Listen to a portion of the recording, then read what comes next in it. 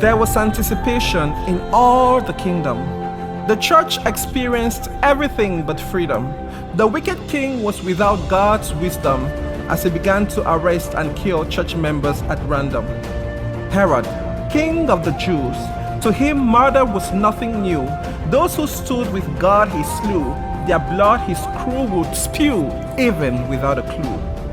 It was the Passover week, the days of unleavened bread. Herod had James, the brother of John, put to death by the sword, and when he saw that it pleased the Jews, he proceeded to arrest Peter.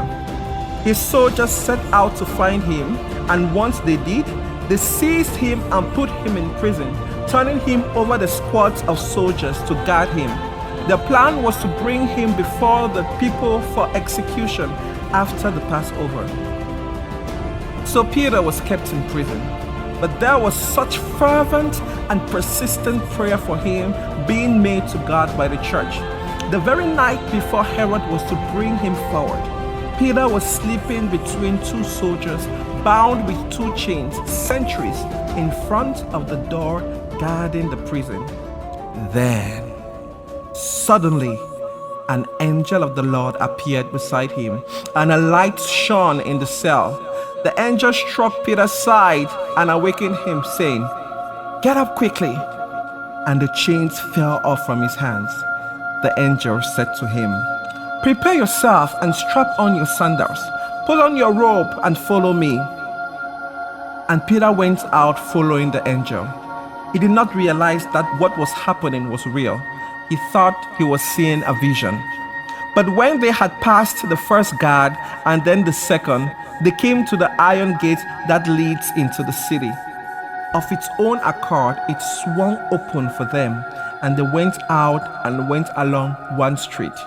And at once, the angel left him. It was in that moment that Peter came to his senses. He said, "Now I know for certain that the Lord has sent his angel and has rescued me from the hand of Herod and from all that the Jewish people were expecting to do to me." Peter then went to the house of Mary, the mother of John, where many believers were gathered together and were praying day and night for him.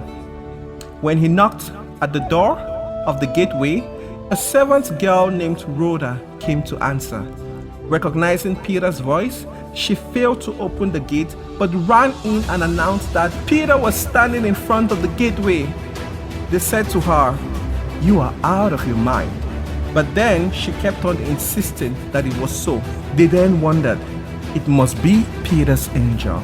Peter continued knocking, and when they opened the door and saw him, they were completely amazed. He then went on to describe how the Lord had let him out of the prison. And finally he said, "Report these things to James and the brothers and sisters." And once he had said that, he left.